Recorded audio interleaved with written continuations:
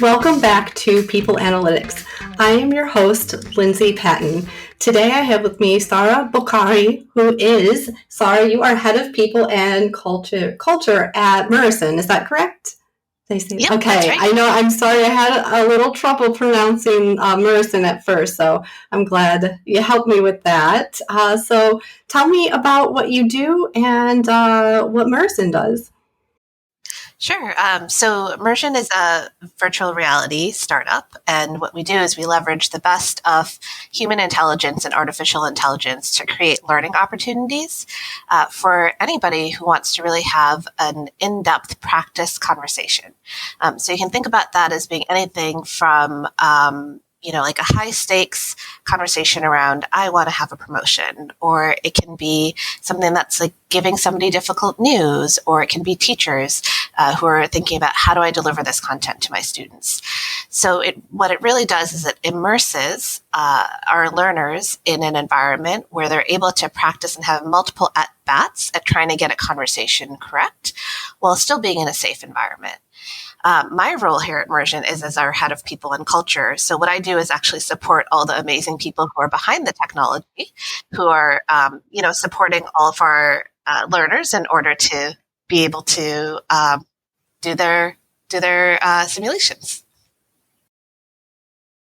That is awesome. And I apologize that my dog just burst through the office door. No problem. This is our new world of work. It really is. I thought I had shut it, but no, he told me I did not. So I want to talk about the opportunity that you give people to have these conversations in a safe space. That's incredible. Yeah, absolutely. So what we really do is we want to think about what are the most common sorts of interactions that different people in the workforce will have. And then how do you replicate those in a way that feels authentic and meaningful, and again, gives you that muscle memory or the ability to practice having those conversations? It takes a huge team of people to make that happen. Everybody from working with different clients to the people who are building the technology, of course, the people who build the art, and then our simulation specialists who are our staff who actually deliver the simulations. They're the voices behind the avatars, as well as bringing to life sort of the facial expressions and the emotions or the body language, because communication doesn't just happen verbally, it happens visually as well. And so we look to create both sides of that equation when our learners step into a simulation.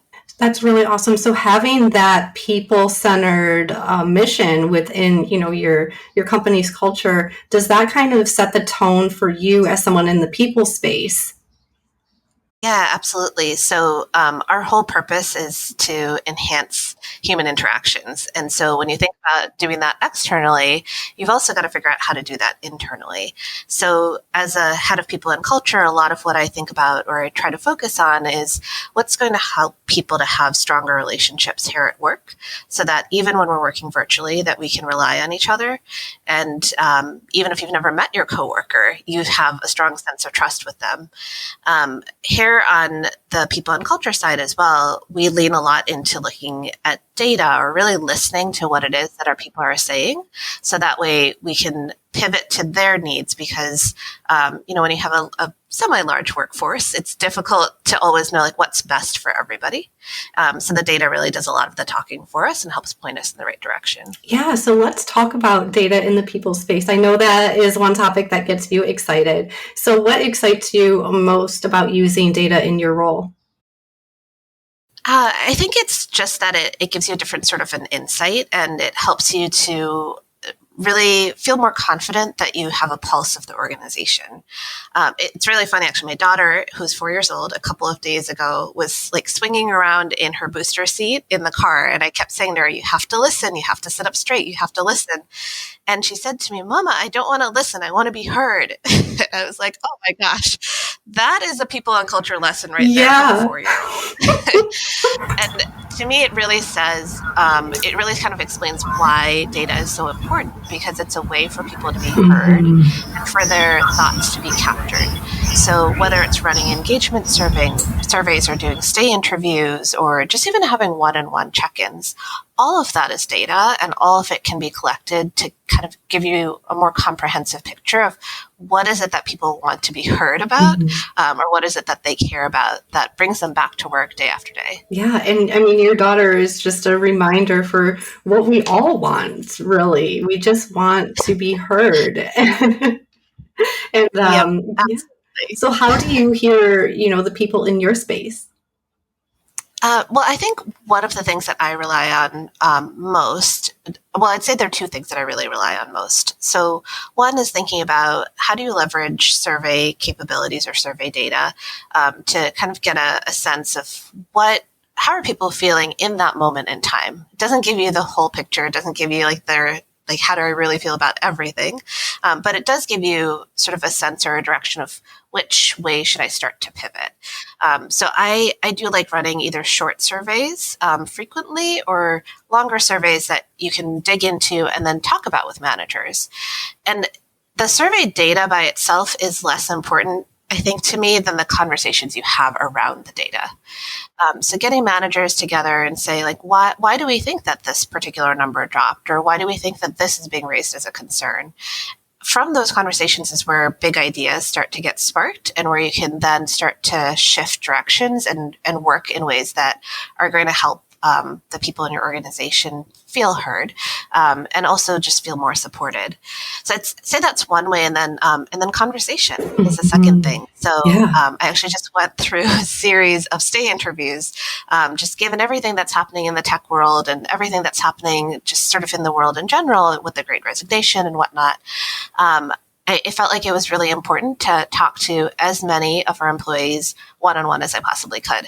So I set up 15-minute calls, and I just asked 3 questions about what's going well, what's something that you think that we can improve on in the next 6 months, and then just how are you feeling about work, and do you have a foot out the door? I just asked it really directly to kind of get a sense of like where are people's heads, and I learned so much in those conversations, and then having to translate that over for our department leaders and for our managers to say, here's some themes or trends.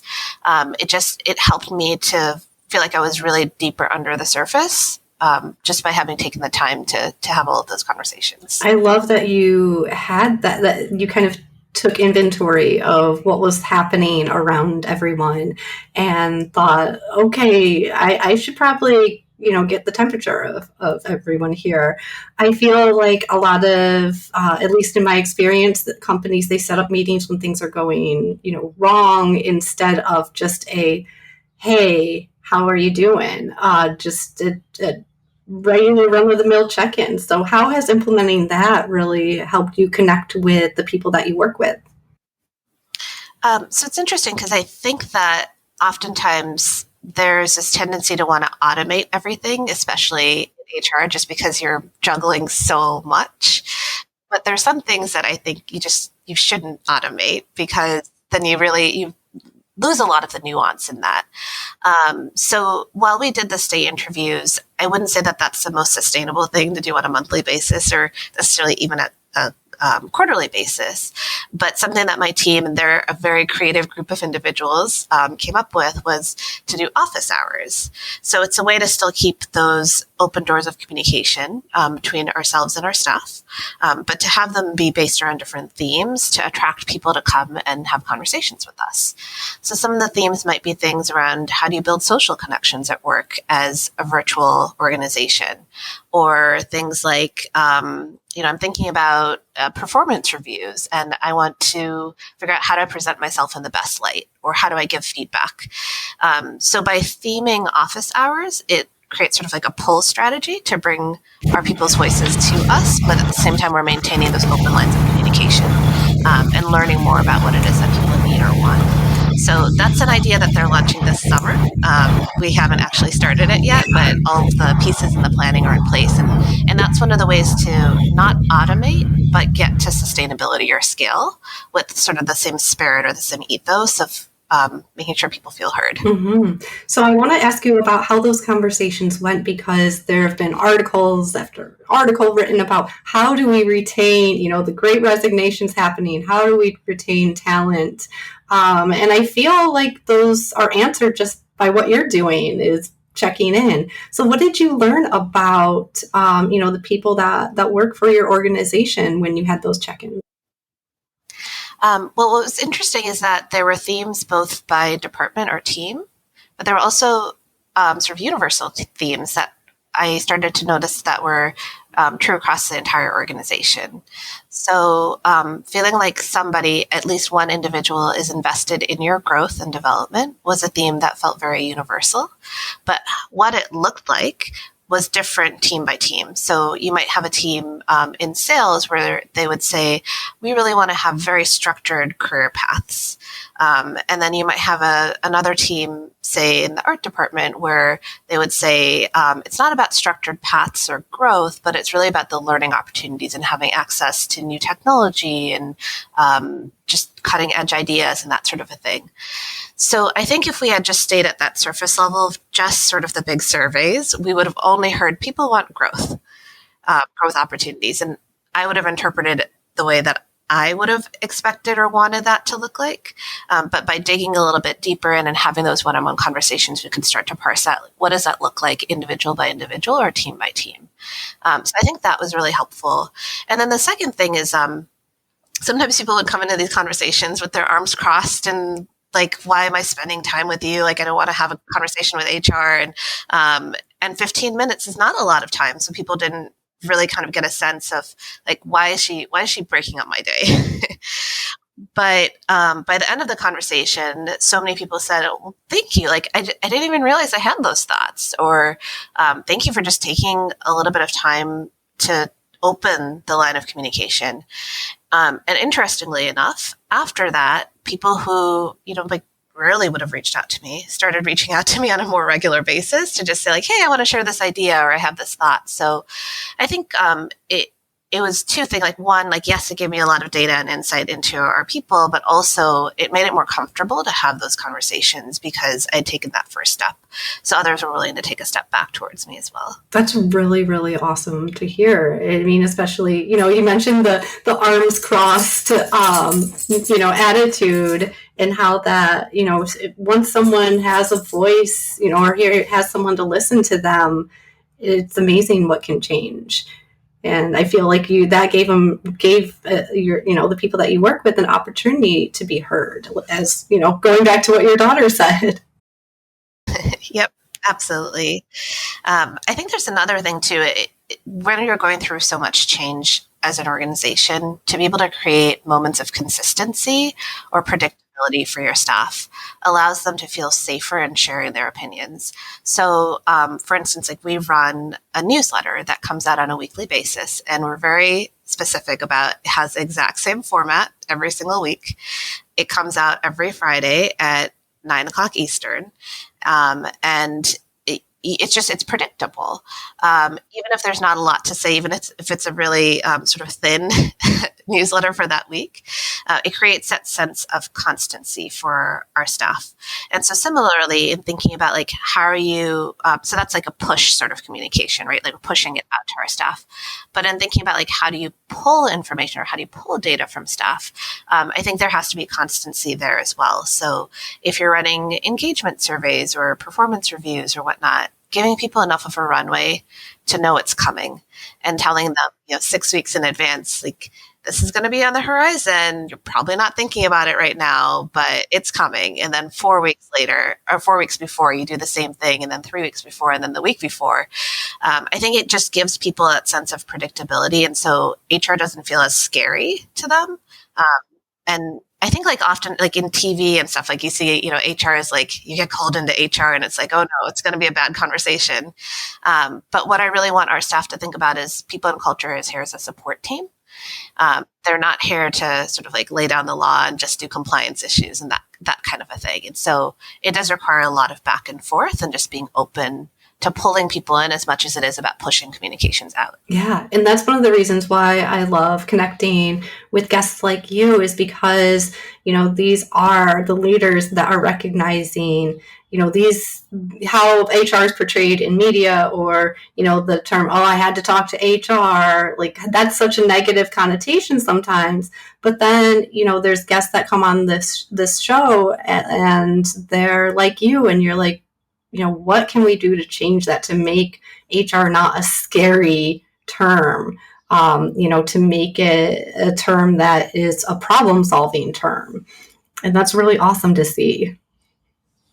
Absolutely. And I think also then taking those insights that we gather as a people and culture team and sharing them out is another thing that makes it feel less scary for people. So, for instance, like if you run an engagement survey or a DE&I survey or something like that, taking a pause and just sharing that with different teams, whether it's at the leadership level, or for us, we did a great debrief of our survey that we did around inclusion and inclusive practices with our hourly staff members, really helping them to understand, like, why was the survey asking the questions that it did, what did we learn from it, and then how does that influence the work that we do with them.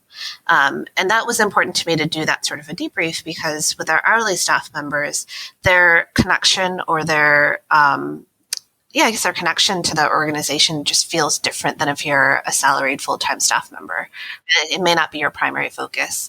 And so ensuring that we continue to hear from them, that was an important goal of mine.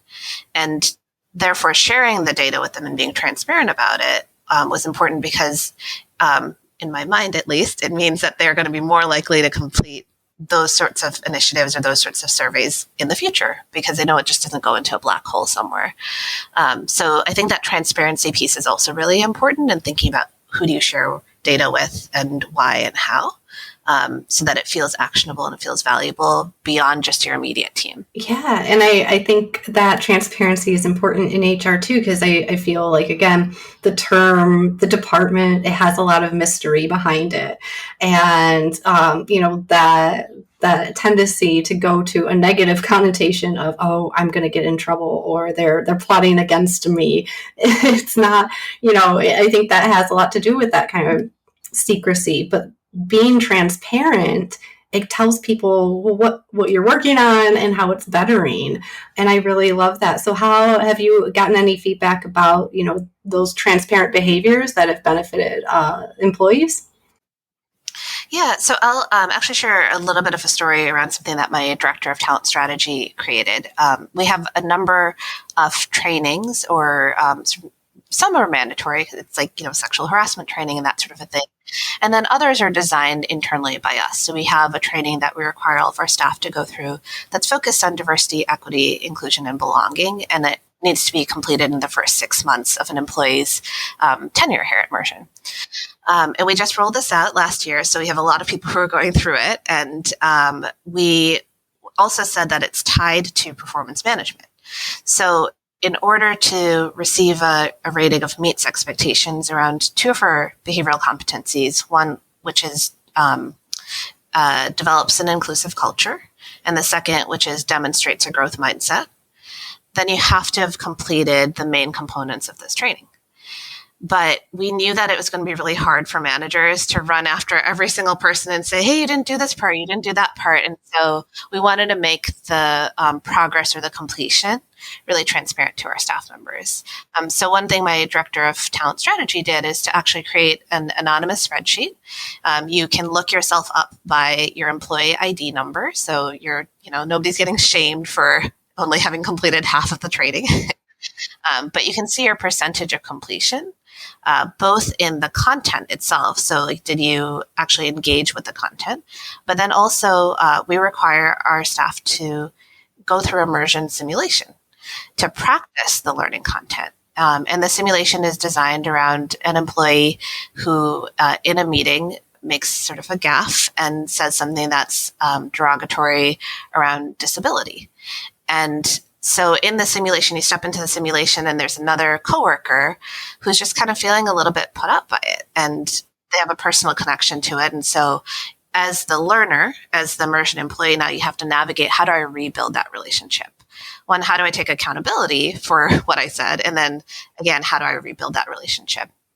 And it builds on the ideas of learning that people got through videos or articles or that sort of a thing, and now translates it over into application, which we hope then leads to behavioral change, which, like from the research that we've done, we've shown that multiple at-bats in immersion simulation does lead to behavioral change. And so we wanted to create that opportunity for our staff as well. That is so awesome. And I just wish everyone had an opportunity to go through a simulation or training that, gets to the emotion of why certain things hurt or why certain things in the workplace are not okay.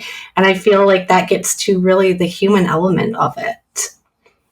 Yeah, absolutely. And one of the things I think that's really powerful about our simulations is that they are adaptive to the learner. So it's not like a video game where it's like you have a limited number of choices. Like if I say X, like there are only like 5 responses that could potentially be given.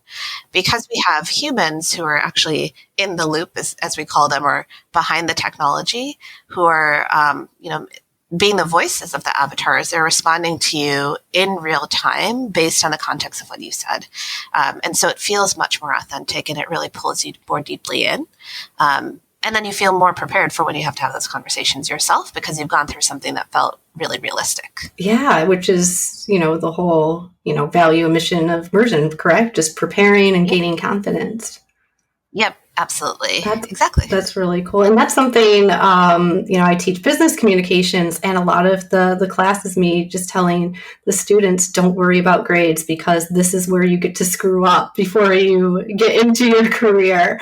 I totally understand the importance of having that safe space and those practice runs, because you don't get practice runs, when you're out there.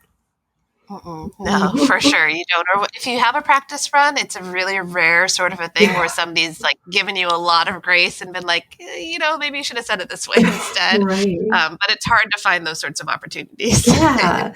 So let's talk about, the values and mission of Mursion and why that it's so important to determine that culture and, just live out that culture and values. Yeah, absolutely. So I say this to my team all the time. I say this to everybody all the time, that if you don't know the rules of the game, you can't win. And so going back to that idea of transparency, we have to be really transparent with our staff around what is it we value, what does it look like in the workplace, and then how does that impact you, or how does that impact how you show up at work? So in order to get to that, about 2 years ago, actually a little bit more than 2 years ago, I led an initiative here at Mursion to actually define our values. And we involved literally every member of the organization. At the time, we were much smaller. We were less than 75 people. But we iterated and reiterated and reiterated on that set of values to make sure that they were both indicative or descriptive of who we are as an organization, but also felt aspirational. So we didn't want to say like, here's a low bar. These are things that yep, everybody does in any company. We wanted to set a high bar for ourselves and say that this is descriptive of who we are, but it also provides a North Star around how we engage with each other. So for instance, one of my favorite values is that we lead with curiosity. So it's really focused around the idea of, not everybody's going to have all the answers. It's important to engage in dialogue, to ask curious questions, whether you are a manager or an independent contributor, whether you're the CEO or your very first job as an intern. It doesn't matter. Leading with curiosity is still a valuable skill and something that should be ingrained in everything we do. So that was our first step, was really just defining what are those values and who, what is true about who we are. And then the second step was to translate those then into behaviors. And so what we did is we took the Mursion values and we translated them into performance competencies. So now we're giving a really clear indicator to our employees around how is your performance actually evaluated or measured, and then how are you coached forward to get stronger and stronger in whatever those performance behaviors are. So each of our 4 values is ingrained into each of our 5 performance competencies. And so it's a way to just say, here's how we're transparently bringing those to life for each of our employees. And hopefully it's also the way that we give feedback, right? Because then we can start to use the language of the values to give feedback and say, one of our values is the courage to be human. So if there is, say, a staff member who is being really inflexible and say, I don't want to hear that idea, or I don't want to give this person the space to really be able to try something new. for somebody giving feedback, you can kind of lean into that and say, well, what would it take to be more courageous and more human in this moment? Like, what would that look like? What are the downfalls of not letting the staff member try something totally new? And how is not letting them try that not being indicative of our value of the courage to be human? And so it gives you just sort of like a framework to be able to have those conversations. Yeah, that is a great way to look at any situation, because we get wrapped up in our own heads and experience, and we think we can see how something's going to go, and we just sometimes have to be have the courage to be more human. Yep, absolutely. That's really wonderful. And I can see, like the way that you set up the values, there's such structure to it so that you can, carry them out in your day to day. And so how did structure help you establish, that day to day carrying out with those values? So I'd say, I think one thing was just saying that the value, like just being dedicated to the idea that the values are not meant to just live on a wall somewhere or in like your orientation handbook. The values are meant to be lived, and they're meant to shed a light on what it means to work at Mursion. I think sometimes people will talk about, like everybody should be able to be successful in any environment, in any workplace. And that's just a little bit unrealistic, right? But if you tell people that here's what it takes to be successful in this specific environment, then they're more apt to be successful there. It's sort of like, I think about so I was a soccer player growing up, and I loved playing soccer. It was a sport I was good at. But if you put me on a baseball field, I would probably fail. Yeah. I would be flailing at the ball, couldn't catch a thing. And so I couldn't be as successful in that environment unless I had proper coaching. I knew all the rules of the game. I had time to practice and so on. Right. So some people might have an aptitude for a particular sport or a particular role or a particular organization. But they're never going to be successful there if you haven't really, again, pulled back that curtain and said, here are the rules of the game. Here's how you're going to be successful here. And so having the structure then of translating the values into performance competencies and then naming specific behaviors that are demonstrated when you're enacting that particular performance competency was the structure that we needed in order to create that sense of transparency for our staff. And then obviously also just running it regularly, right? So like running a performance management system or a cycle twice a year, being really clear with people about what does it entail. We create a self-reflection in the cycle as well. So it's not just like a one-way street, but the staff member can say, here's how I experienced the last 2 quarters. And then there's also a 360 component, so you can get peer feedback, upward feedback, and then the manager pulls all of that together and then writes their evaluation. But they still don't submit it immediately. They have a conversation with the staff member around, does this sound accurate? And then they submit those evaluations. So it's really, we think about it as being a two-way street. And that's one of the things that helps, again, make those values feel really palpable or alive, because it's not just somebody saying like, you got a 1 on this or you got a 5 on that. It's a conversation. So we're like developing more fluency in those values themselves. And me being a career journalist, I'm seeing, the way you're doing things, it's as of writing a feature about a person. You want to look for other sources to tell you, oh, what's this person's character like? You want to research into, what they've done. You're painting an entire picture of who this worker is. And that's really, really great how you're pulling from every resource available that, to paint this picture. Yeah, absolutely. And I think also hearing you say that it's not just about one moment in time that we're trying to pull that snapshot from. It's really thinking about, over the course of around 6 months of performance. So one of the things that we also ask our staff to do is to give ongoing feedback. So it's not an event that just happens at the end of a performance cycle, but it should be happening on a weekly basis, again, through those one-on-one meetings or through the different tools that we use for giving and receiving feedback. Not everybody always engages in that because it's sometimes hard to remember, to put it into writing, but it is always a helpful tool when you can look back and say, oh, like 4 months ago, this is where you were. This felt like a struggle, but look at where you are today.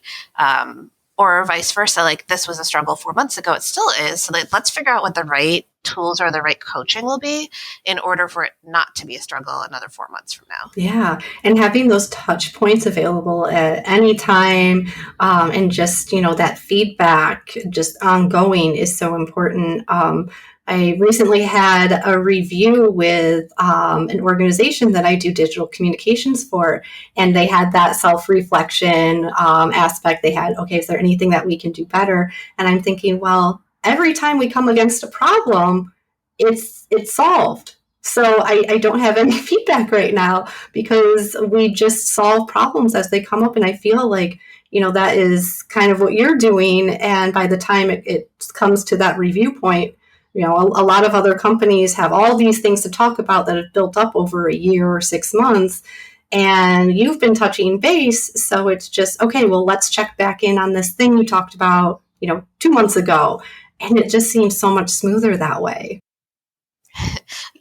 It does. And I'll also say again, like we're not doing these things perfectly. So that's sort of the ideal that we want to get to for every single staff member.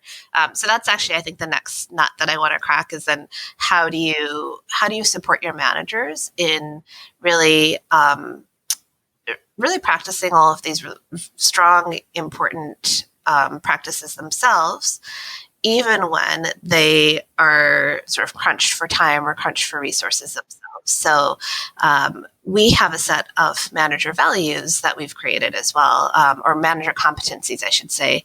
And we did that actually in partnership with Life Labs Learning, which is a training organization that we partnered with to support us in thinking about like what are the most essential manager skills that are needed in order for organizations to be successful. And a lot of them, they come back down to things that I guess are common practice, things like giving really good feedback, keeping consistent one-on-ones, and so on. But now I'm starting to think about like, how do you then embed that into daily practices for managers so that it's not, again, just something that sits on a wall somewhere or just is in a binder of like, oh yeah, I know those are good practices, right? Like, but are actually part of your daily habits. So we're getting there, and then it will become much more consistent, I think. So this conversation has been so inspiring. Just hearing all of the effort that you've put in to make people's lives at work better, and the work that you have ahead of you, and how passionate you are, and recognizing that there is still room for growth. And this conversation has been so wonderful to have, and I'm so grateful to have you as a guest on this show.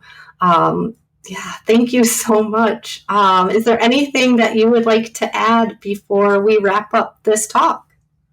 Well, thank you for letting me come on the show. Actually, I'm always excited to talk about people practices, and I think it's just the last thing that I would say is one thing that I've noted that has been really difficult for me in this role is to think about like, how do I keep a pulse on myself?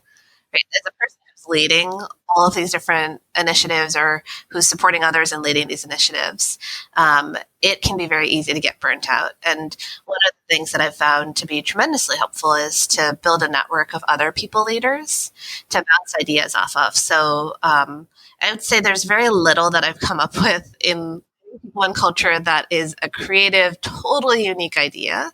A lot of it comes from having conversations with other people leaders around what's working for you, or how would you try this differently, or can you help me figure out this problem? And I think having that network and investing time in it outside of your organization can help you come back to your organization with really fresh ideas that then again end up supporting the people and culture that you're working towards building. So I don't know that if I have anything else to say other than that, but I would just encourage any of your listeners to think about building that network, because it's so important. Obviously, like listening to podcasts like yours helps and spreading ideas and whatnot. But yeah, I think that's it from me. Yeah. So if people want to connect with you, someone who's looking for that network that you're searching for, what's the best way for them to reach out? Sure, I'd say probably LinkedIn. I am actually one of those people who reads every LinkedIn in message that I get. It's my name is Sara, Sara, and last name is Bokhari, Bokhari. So you can just look me up on LinkedIn and find me there. And then I'm also part of a few different HR networks. So there's some great Slack groups like Resources for Humans or People Geeks. I'm a huge fan of the Amplify Talent community as well. That's led by Lars Schmidt, who's a fantastic HR visionary. So just looking for those sorts of networks, I'll probably bump into you there if that's a place that you'd like to hang out. Yeah, contacts, information, and resources. I love it. Well, if you or anyone you know is like Sara and is really passionate about creating people-centric spaces, please reach out to me, Lindsay@staffgeek.com. Thank you for listening. Thank you for listening to Staff Geek's People Analytics Podcast. I'm your host, Lindsay Patton, and I'm always looking to interview leaders who put people first. If you or someone you know lead with a people-first mindset, please email me at lindsay@staffgeek.com. That's LINDSAY@staffgeek.com. If you want to take things a step deeper and understand your organization's true culture DNA, I encourage you to take Staff Geek's free culture assessment. Just head to staffgeek.com and click the button that says Free Culture Assessment. Thanks again for listening.